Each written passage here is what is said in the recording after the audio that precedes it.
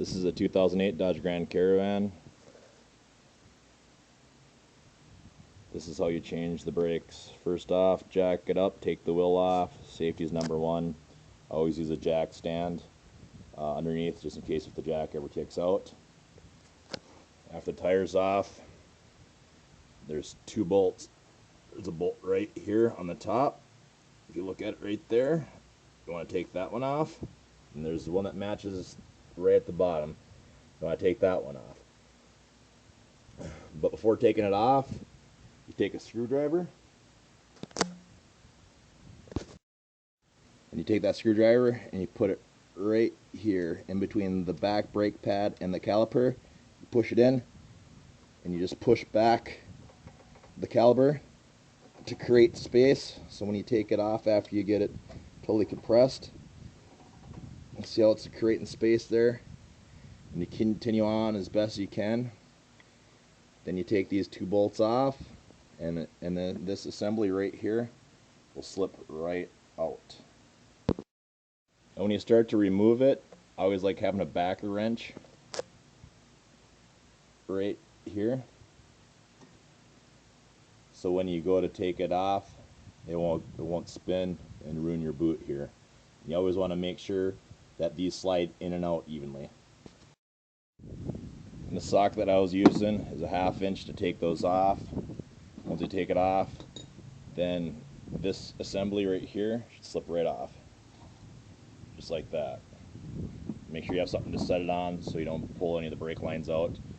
But now these brake here, the old brakes here, you should be able to just slide it right out.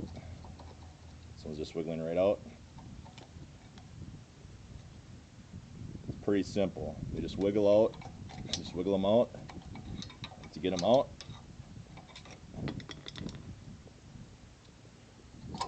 so just like that. Once you get it out, same with the back.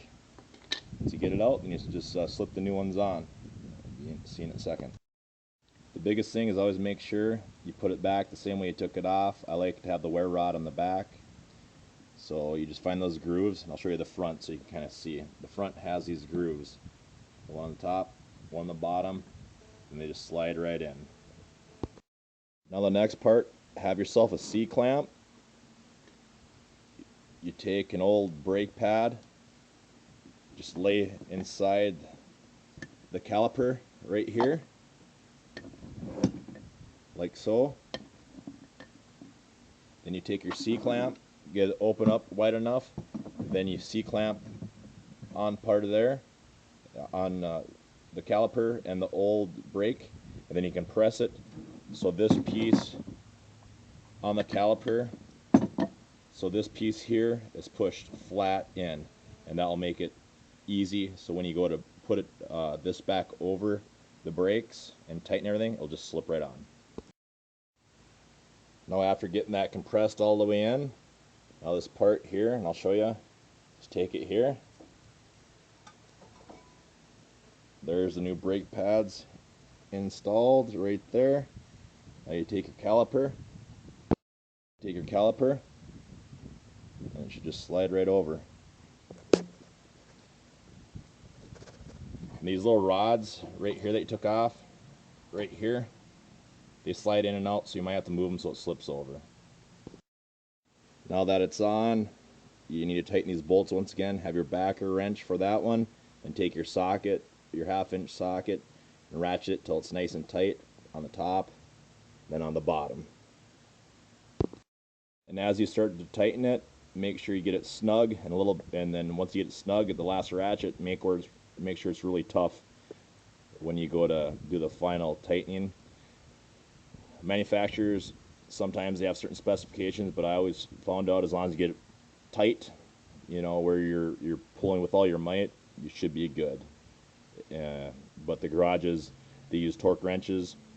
They're kind of expensive, but if you want to make sure it's 100% done correctly, get a torque wrench. Otherwise, make sure you're straining when you tighten it, usually. When I go to put the tire back on, I like to use the T one. It's a lot better as far as tightening, and you go in a crisscross patterns when you tighten it up. Good bottom, top, and you just kind of, as you get it done, as far as tightening it like that. But before you start reefing on it, make sure it's all set nice and flush. So if you try to tighten one all the way in and reef on it, it could have your tire out around. So you want to do it all evenly after everything's snug, and then when you do a final tightening, you go in a crisscross pattern. Now once you got your tire back on, don't forget to put your cap back on your brake fluid. Get that back on. Then you should go inside the vehicle, pump your brake a couple times before driving it. After you drive it and you test drive it, you go about maybe 10 miles an hour, you stop, you do that a couple times, make sure your brakes are working nice and good before you test it out on the freeway. So you want to make sure everything's working correctly so you don't get in an accident. So everything's done